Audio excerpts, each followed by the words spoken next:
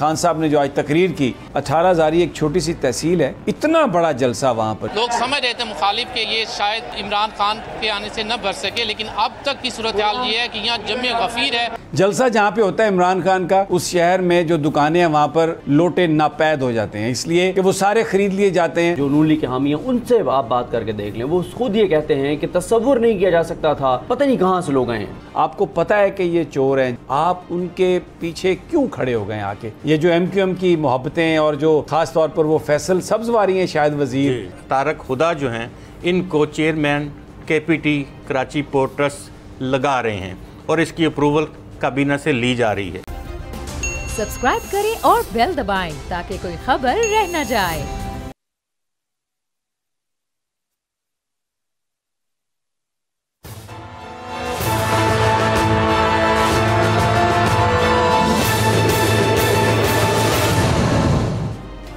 अस्सलाम वालेकुम नाज़रीन, मैं आपका मेज़बान समी इब्राहिम और आप देख रहे हैं प्रोग्राम तजिया। मेरे साथ हैं सदीक जान और इस्लामाबाद के हमारे ब्यूरो चीफ गुलाम मुर्तज़ा।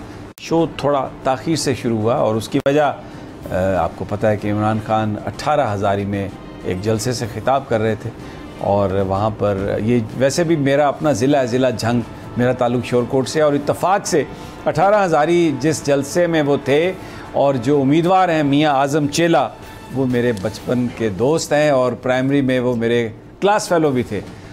हम शोरकोट कैंट में स्कूल में पढ़ते थे, तो वो भी हमारे साथ ही थे। तो आज वो पहले भी MPA बन चुके हैं और बड़ी खुशी हुई उनकी बात सुन के भी। और खान साहब ने जो आज तकरीर की, बहुत उन्होंने उसमें एक लोगों को, और ये मैं आपको बता दूं कि ये हिस्टोरिकल जलसा था। 18,000 एक छोटी सी तहसील है, इतना बड़ा जलसा वहाँ पर, यानी जितनी उस शहर की पॉपुलेशन है। ये जो मुझे वहाँ पर जो हमारे अवैस सत्तार साहब जो नुमाइंदे हैं, उन्होंने बताया कि ये उस सारी पॉपुलेशन से ज़्यादा गैदरिंग थी। तो इर्द गिर्द, और ये एक इंतखाबी जलसा था, कोई इसके लिए ट्रांसपोर्ट और किसी ने कोई प्रोवाइड नहीं किया था, ये लोग खुद से आ रहे हैं सारे के सारे। और फिर इतनी बड़ी तादाद में ख़वातीन, जंग एक कंजर्वेटिव इलाका है, लेकिन इतनी बड़ी तादाद में ख़वातीन की वहाँ पर मौजूदगी। और फिर महबूब सुल्तान साहब ने तकरीर की, मैं सुन रहा था उनको, बड़ी ज़बरदस्त तकरीर। मुझे साहबजादा अमीर सुल्तान भी नज़र आए जो हमारे इलाके के MNA हैं, नज़ीर सुल्तान साहब के वो साहबजादे हैं। बहुत भरपूर जलसा, ज़बरदस्त उनका। आज हम जो पूरी ये इंतखाबी कैंपेन है उस पर बात करेंगे। सदीक जान बहुत सारी चीज़ों को विटनेस भी किया उन्होंने, ख़ास तौर पर इमरान रियाज के साथ वो रहे और सारे उतार चढ़ाव उन्होंने देखे, उस पर भी बात करेंगे। गुलाम मुर्तज़ा साहब के पास एक बड़ी ज़बरदस्त स्टोरी है कराची में पोर्ट ट्रस्ट के हवाले से। तो मतलब एक तरह का जो खबरी बम होता है ना, वो है, तो वो उनसे कहेंगे कि वो बयान करें। लेकिन सबसे पहले अदनान साहब हमारे नुमाइंदे झंग में हैं और अभी थोड़ी देर के बाद इमरान खान वहाँ पर पहुँचने वाले हैं। तो अदनान से पूछते हैं कि इस वक्त झंग की क्या सूरत हाल है, क्या लोग इंतज़ार कर रहे हैं या इंतज़ार कर कर के वापस चले गए हैं? जी अदनान, आप मुझे सुन पा रहे हैं?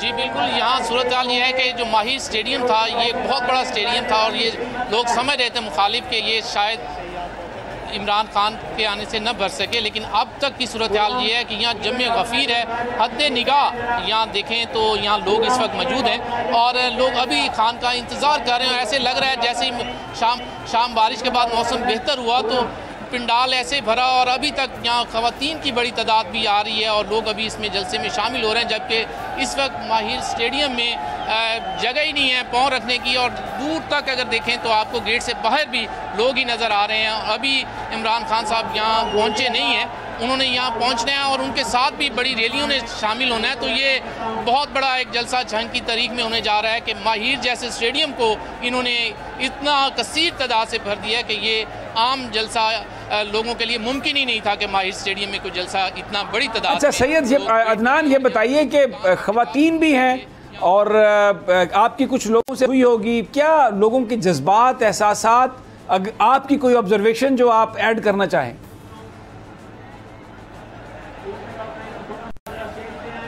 अच्छा, आज यहाँ हमने ये देखा कि ख़ास तौर पे क्योंकि इस हल्के के में 20% जो है शहरी हल्का भी शामिल है, तो शहर से बड़ी तादाद में ख़वातीन यहाँ शामिल हुई हैं।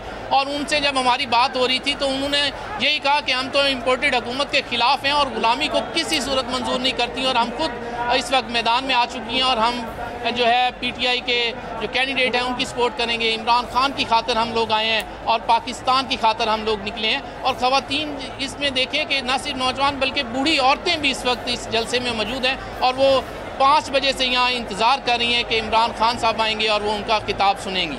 सैयद अदनान, बहुत बहुत शुक्रिया आपका। आपने थोड़ा दिया अंदाज़ा, ये अंदाज़ा है हमें कि बारिश हो, तूफ़ान हो, आंधी हो, जलसों में लोगों की शिरकत रही है और ऐसी शिरकत इससे पहले हमें इसकी मिसाल नहीं मिलती। हमने ऐसा नहीं देखा। मौसम की ख़राबी की वजह से जलसे जो हैं वो रुक जाते थे, मुलतवी हो जाते थे। मैं आपको भी एक मोन्टाज बनाया इरफान साहब ने जो हमारे साथ काम करते हैं, और उसमें आपको जो इस वक्त जो थ्रिल है भक्कर का जलसा, और फिर उसके बाद आप देखिएगा उसमें कि इससे पहले जो चीचावतनी साहिवाल के इलाके में बारिश थी, लोग किस तरीके से उस बारिश में 1-1 फुट पानी था और जिस पंडाल में जलसा हुआ वहाँ पर पानी खड़ा था, लेकिन हज़ारों की तादाद में लोग शरीक थे। ऐसा जज्बा और ऐसा जुनून, ये इंतखाबी जलसे हैं, ये हलकों के जलसे हैं, ये कोई बड़े बड़े वो जलसे नहीं हैं। मुल्क में कोई इस वक्त आम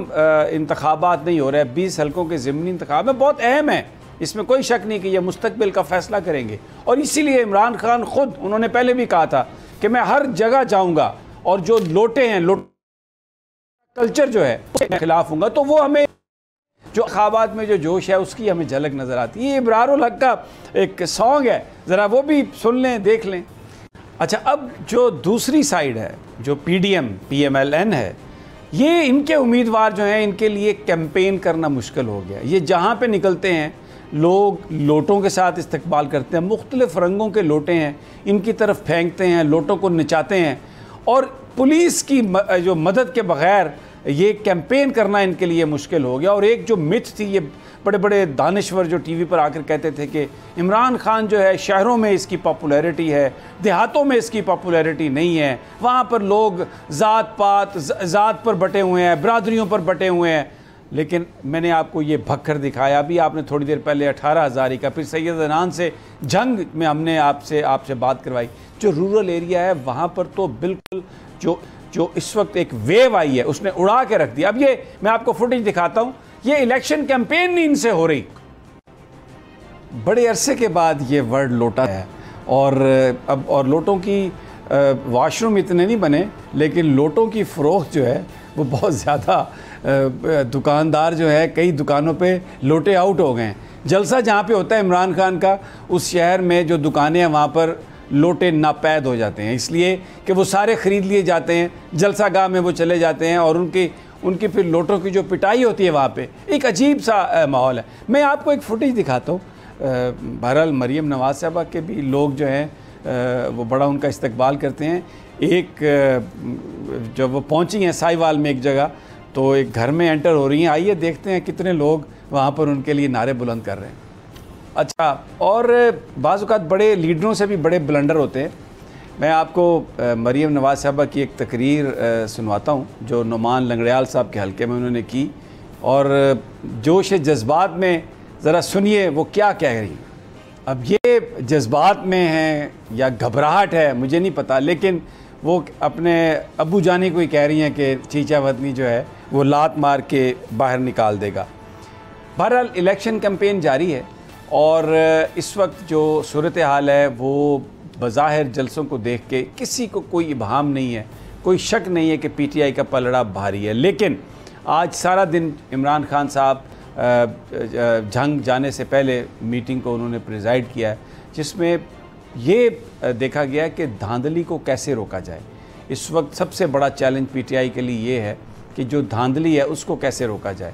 और जो चीफ़ इलेक्शन कमिश्नर हैं उनका एक टिल्ट नज़र आ रहा है नून लीग की तरफ, बल्कि अभी एक DSP को 3-4 दिन पहले वो बतौर chief security officer chief election commissioner के लिए उन्होंने लगाया। पता नहीं किस बात का ख़तरा है, लेकिन मैं ये सोच रहा था कि जो हमारे जज साहबान हैं जो ये इंसदाद दहशत गर्दी की अदालतों में हैं और बड़े सेंसिटिव केसेस वो सुनते हैं, उनको कभी किसी ने DSP की सिक्योरिटी नहीं दी कि जनाब उनके साथ वो ऑफिसर लगाया जाए और उनकी सिक्योरिटी का बंदोबस्त किया जाए। लेकिन जनाब चीफ़ इलेक्शन कमिश्नर के लिए ये सब कुछ किया गया। और अब जो कैंपेन है वो इस बात पर है कि अगर 20 हल्के जीतती है PTI तो फिर इसका मतलब है कि हमज़ा शहबाज की हुकूमत ख़त्म, और अगर वो हुकूमत ख़त्म होती है तो पंजाब और KPK में PTI की दोबारा गवर्नमेंट आती है तो मुल्क इलेक्शन की तरफ जाएगा, क्योंकि सिर्फ 4.5 किलोमीटर रेडियस या 4 मील रेडियस का इलाका शहबाज शरीफ की वजारत उज़्मा वो सस्टेन नहीं कर पाएंगे, तो फिर ये मुल्क आम इंतखाबात की तरफ जा सकता है। मेरे साथ सदीक साजिद हैं, अपना सदीक जान, सॉरी सदीक, थैंक यू, आपका शुक्रिया, आपने बड़ा वो सब्र का मुजाहरा किया है। ये बताइए कि जो कैंपेन है आप इमरान रियाज के साथ भी जहाँ जहाँ वो जाते थे शहरों में गए हैं, लोगों को PTI के वर्कर्स का आपने जोश वलवला जज्बा, ये जो सारी कैंपेन इस वक्त चल रही है, what is your observation? Sir ये जो कैंपेन चल रही है, मैं अगर दो हलकों की बात करूं, यानी बखर और लिया की बात करूं जहां कल जलसे थे, आप दोनों जगह जितने भी चाहे वो प्रो PMLN लोग हैं जो नून लीग के हामी हैं, उनसे आप बात करके देख लें, वो खुद ये कहते हैं कि तसव्वुर नहीं किया जा सकता था कि इतनी बड़ी तादाद में लोग यहाँ पर जमा हो जाएंगे। पता नहीं कहाँ से लोग आए हैं, लाखों लोग, कोई समझ नहीं है कहाँ से आए हैं। और उसके बाद ना आपको पता है समी साहब कि इस वक्त बहुत सख्त कंपटीशन है, लेकिन वो जो इमरान खान साहब के जलसे हो रहे हैं ना, उससे हवा और फिज़ा मज़ीद बढ़ रही है PTI की। और वो जो स्विंग वोट है जिनको नज़र आ रहा है कि अब तो कई हल्कों में यही है कि जी जीत गए हैं, मुमकिन ही नहीं है। गो के मुस्लिम लीग नून ने जो फील्डिंग सेट की है समी साहब, 10 वुज़रा इन 20 हल्कों में, 10 वुज़रा वफाकी वुज़रा, 45 MNAs, 48 MPAs और 55 साबिक अरकान असम्बली MNAs MPAs, ये फील्डिंग सेट की गई है। ये दाद दें नून लीग को, ये उन्हें तरीका आता है। और इस वक्त उनके जो MNAs MPAs बैठे हैं हल्कों में, वो 2-2, 4-4, 5-5 सौ की जो पॉकेट्स हैं वोटों की, चाहे पैसों से खरीदनी है, किसी की सिफारिश करवानी है। और तहरीक इंसाफ की सूरत हाल, जो तहरीक इंसाफ को देखना होगा कि आप इनके साथ है ख्वाजा शराज साहब, उनका 3-4 हल्कों में जो असर रसूख है वो वहाँ पे नून लीग को जो है नून लीग दावा कर रही है कि ख्वाजा शराज साहब ने हमारे पलड़े में वजन डाल दिया है, उन्होंने कह दिया। तो नून लीग इस वक्त जो है ना आखिरी 2-3 दिन जो हैं वो बहुत अहम है। अगर PTI ने उनको काउंटर ना किया जो चीज़ें वो हो रही हैं, फिर इसी तरह से मीटर रखे हुए हैं गेस्ट हाउसेज में, धड़ाधड़ लग रहे हैं, काम हो रहे हैं, कहाँ खंबा चाहिए अभी लगा दें, उस चीज़ को तहरीक इंसाफ को रिकॉर्ड करके रिकॉर्ड पर लाना ज़रूरी है, जो कि तहरीक इंसाफ अभी तक इसमें वीक नज़र आ रही है। बाकी हवा और फिज़ा जो है वो तहरीक इंसाफ की हर तरफ है। आप ये देखें समी साहब, अभी मैं जब गया दरिया खान गया, चौकाज़म गया, मुल्तान का मैं हल्का करके आया, जैन कुरैशी साहब वाला, जो है ना नून लीग के आपको 10-15 लोगों के बाद अगर एक बंदा नज़र भी आता है ना, ये बात भी करता है, वो शर्मिंदा होकर कहता है मैं शेर के साथ खड़ा हूँ, यानी वो उस कॉन्फिडेंस के साथ नहीं खड़ा हुआ। और उसकी वजह क्या है? उसकी वजह यह है कि सबसे ज़्यादा एक तो ज़ाहिर है अमेरिका वाला बयानिया है, एंटी अमेरिका बयानिया है, फिर सबसे बड़ा उन हल्कों में जो है वो महंगाई वाला बयानिया भी बहुत ज़्यादा। देखिए इस वक्त जो एनर्जी प्राइसेस हैं, ना किसान काश्त कर सकता है, ना इंडस्ट्रियलिस्ट इंडस्ट्री चला सकता है, ना लोग घरों में बिजली इस्तेमाल कर सकते हैं, जो सूरत हाल है। तो मुस्लिम लीग नून की सूरत हाल बहुत टफ है। और यही वजह है कि कल ये फैसला किया गया कि ये फील्डिंग सेट करनी है। और मैंने आपको बताया है कि कितनी बड़ी तादाद में अरकान असम्बली को और कोऑर्डिनेटर्स को जो है वो मैदान में उतारा गया है। अच्छा, मैं एक और यहाँ पर एक जो किसी भी लीडर का जो रवैया है, उसका जो आवाम के साथ एक फिड्यूशरी रिलेशनशिप होता है, वो बड़ा अहम होता है। और इस वक्त जो PDM की क़यादत है, ख़ास तौर पर जो नून लीग की, हमने इस दफ़ा कई दफ़ा हमने पहले देखा, एक वीडियो अभी भी ज़हनों में आती है जब एक बंदा स्टेज पर नवाज शरीफ साहब के पास सलाम करने के लिए आया तो उसको जिस तरीके से मारा गया था लाहौर में, वो पूरी वीडियो मौजूद है। मरीम नवाज साहबा लाहौर में एक इंतखाबी जलसे से खिताब कर रही थी, आवाज़ बंद हो गई, वहाँ पता चला कि वो किसी को करंट लग गया, जो बेचारा मैकेनिक था। तो उस जो मैकेनिक की हालत है वो बच गया है, ज़िंदा है, उसके हवाले से कोई मरीम नवाज़ ने बात नहीं की। और उनको उस वक्त ये इशू था कि ये माइक खुल जाए। इतनी कैलस और बेहिस्सी जो है ये भी बड़ा मैटर करती है। आइए मैं आपको वो ज़रा आप ख़ुद सुन लें और देख लें कि कोई एहसास नहीं है मरीम को कि वो जिसको करंट लगा वर्कर को वो ज़िंदा है, बच गया है, या उसकी केयर करें। आइए मुझे ब्रेक पर जाना है, लेकिन उससे पहले अब मरीम नवाज़ साहबा के मुँह से एक वर्ड नहीं निकला कि जिसको करंट लगा है वो खैरियत से है, वो बच गया है। वो कह रही हैं ओ गॉड, माइक बंद हो गया, ओ गॉड मैं तकरीर करने के लिए खड़ी हूँ, अब लोगों को मेरी आवाज़ कैसे जाएगी, ओ गॉड। ये जो चीज़ें हैं ये बताती हैं कि आप जिन लोगों की वोटों से आप हुक्मरानी के अहल पाते हैं, उनके लिए दर हकीकत आपकी सोच क्या है। और अगर आपका सोचने का अंदाज़ ये है तो फिर क्या आपने रिलीफ देना है। आपने तो सिर्फ गुफ्तगू करनी है या ख़ुद माल दौलत अपने लिए आपने सारा वो इकट्ठा करना है। मैं यहाँ पर एक छोटा सा वक्फा, वापस आते हैं तो इसी कैंपेन पर मज़ीद गुफ्तगू करते हैं, हमारे साथ ही रहिए।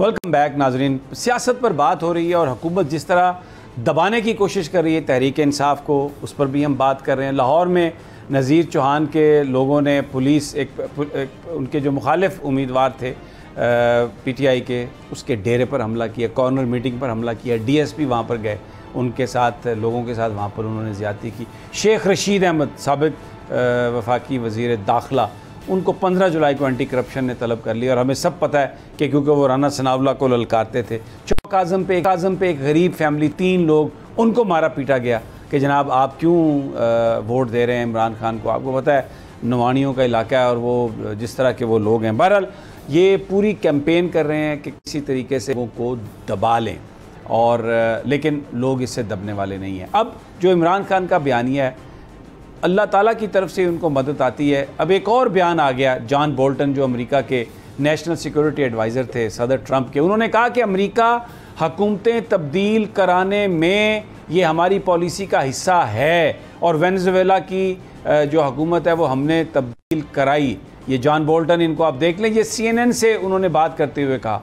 तो जो रिजीम चेंज है, जो हुकूमत की तब्दीली है, ये अमेरिका के लिए कोई नई बात नहीं है। ये जॉन बोल्टन कह रहे हैं कि जी हमने तब्दील कराई, वेनेजुएला की तब्दील कराई। अब अगले 4-5 साल के बाद मैं आपको बता रहा हूँ कि कोई ना कोई अमरीकी एहलकार इसी तरह बयान देगा कि हमने इमरान खान की हुकूमत को हटाया, हमने उसको हटवाया। वैसे तो वो बात कर रहे हैं, लेकिन इस तरह जो मेन उनके लोग हैं वो ये बात, ये वही बात है जो इमरान खान साहब जलसों में कर रहे हैं कि एक इम्पोर्टेड गवर्नमेंट है ये सब लोग जो हैं ये स्टूजेस हैं इंटरनेशनल ताकतों के। और ये मैं जॉन बोल्टन की आज की खबर है, ये डॉन अखबार ने छापी है, CNN के पास है ये, कि जनाब अमेरिका रिजीम चेंज करता है, ये हमारी पॉलिसी है कि हम उसमें हुकूमत को ही तब्दील करने की बात करते हैं। और वेनेजुएला में अपोजिशन लीडर को हमने मदद भी की, उसको हर तरह की इमदाद दी ताकि वहाँ पर हुकूमत को तब्दील किया जा सके, ये वो कहते हैं। अच्छा, इस सारी सूरत हाल में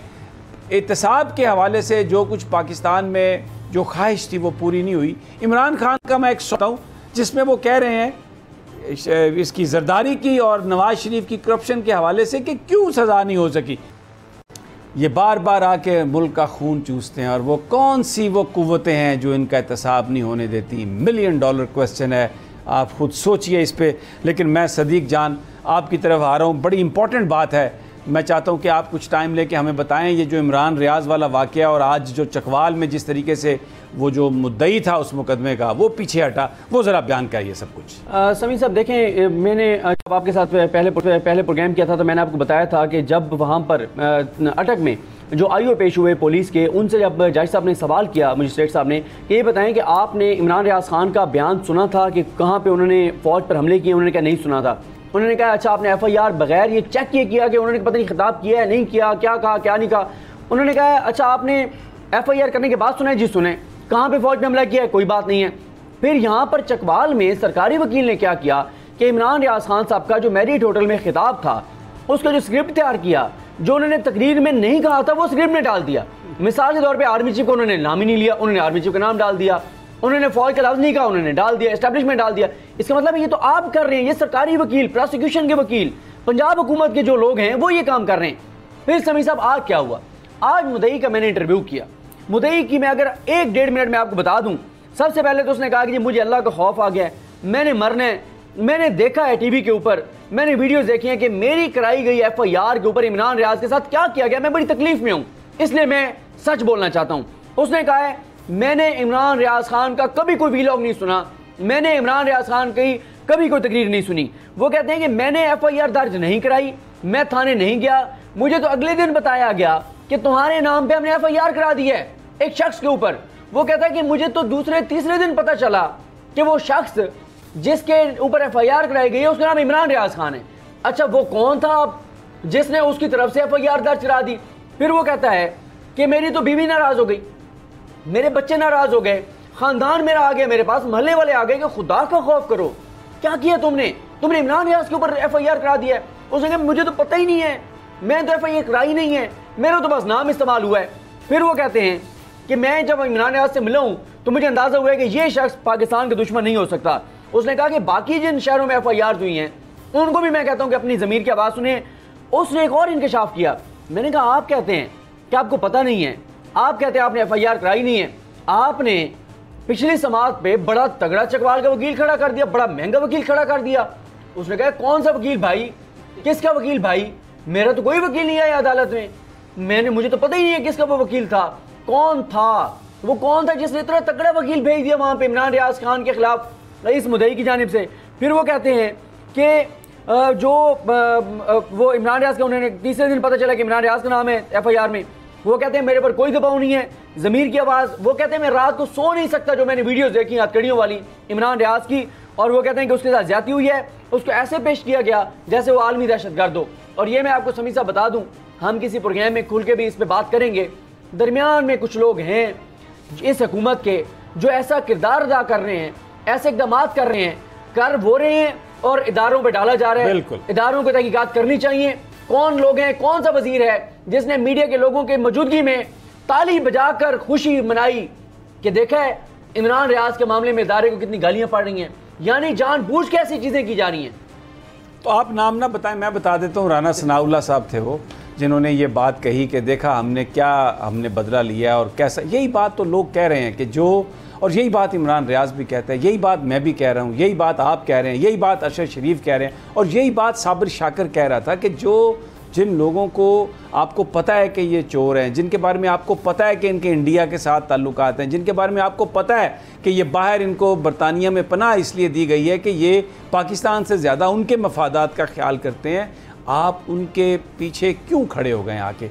यही तो वो सवाल है। और वो आप बिल्कुल सही कह रहे हैं कि ये दर हकीकत ये काम बहुत सारा वो खुद करवा रहे हैं, लेकिन उसका मलबा अदारों पर डाल रहे हैं। और क्योंकि अदारे नहीं बात कर सकते रोज़ाना, ना वो प्रेस कॉन्फ्रेंस कर सकते हैं, वो अपनी पोजीशन वाजे नहीं कर सकते, इसलिए उंगलियां उनकी तरफ उठती हैं।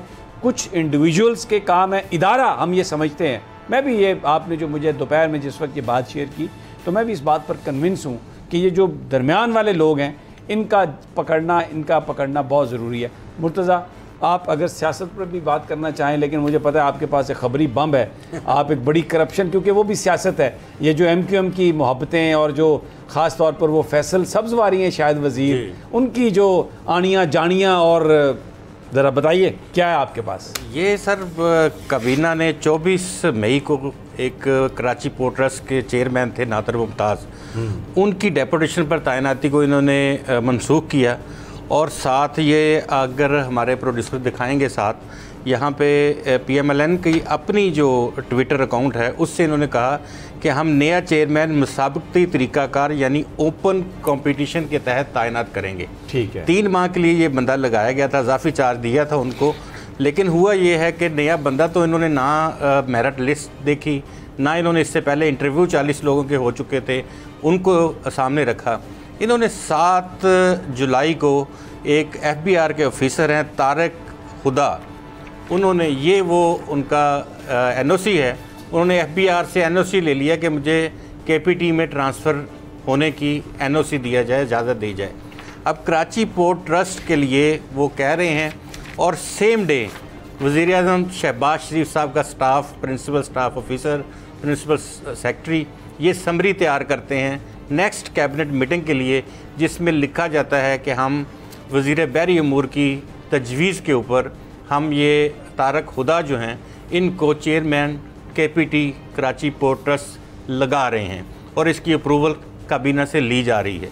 अब सारी सूरत हाल में जो असल स्टोरी है, इसमें एक मनी एक्सचेंजर इन्वॉल्व है, और ज़राए बताते हैं कि एक बड़ी खतीर रकम उसके पास, तकरीबन कहते हैं 50 करोड़ जी, 50 करोड़ के लगभग है। अच्छा, ये मुबैना तौर पे ये पैसे उसके पास ज़र ज़मानत पड़ा हुआ है, और कल, अगर परसों कल होगी मीटिंग कैबिनेट की, शहबाज शरीफ साहब साइन करेंगे और हिस्सेदारों को हिस्से मिल जाएंगे, और ये बंदा जाके वहाँ पे, और गुर्बत हमेशा के लिए, गरीबाबाद से घर हमेशा के लिए ख़त्म, रिहाइश, और आप चले जाएंगे कहीं अच्छे पौश इलाके में। सर 50 करोड़ रुपया ऐसे ऑफिसर के पास कहाँ से आ गया?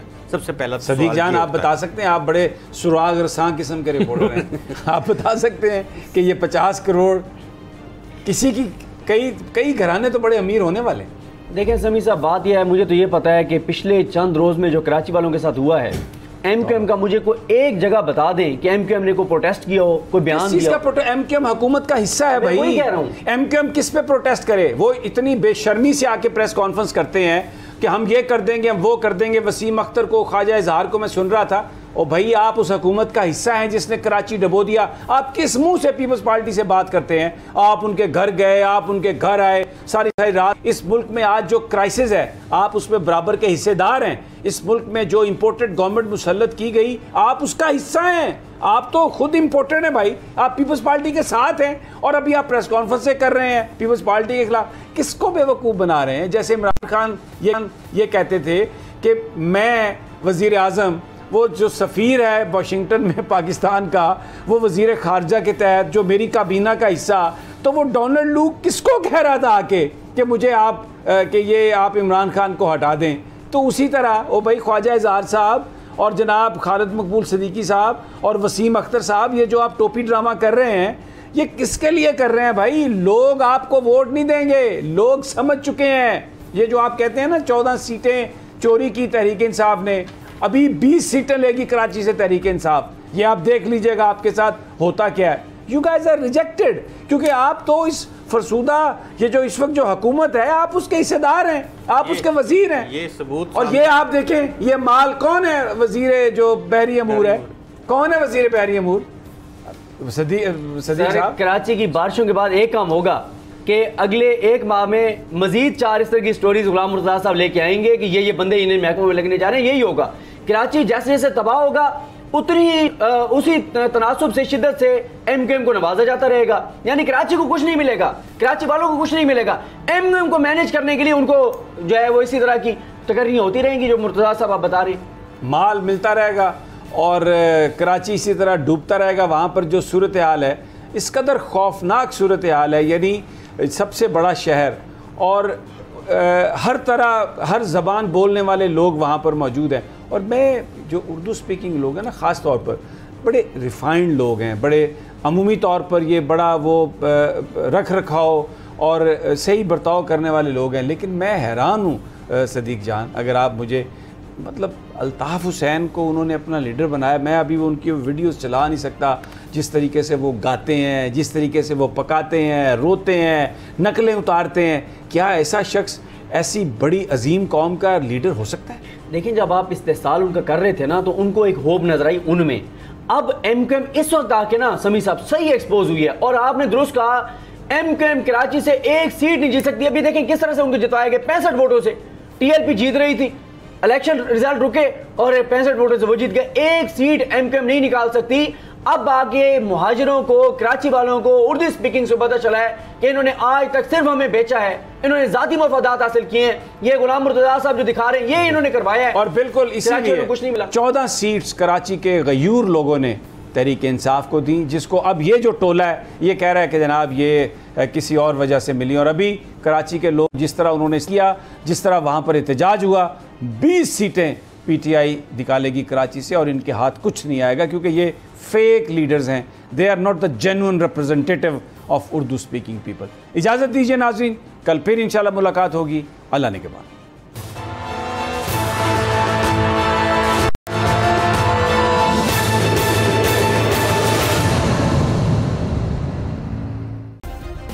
सब्सक्राइब करें और बेल दबाएं ताकि कोई खबर रह न जाए।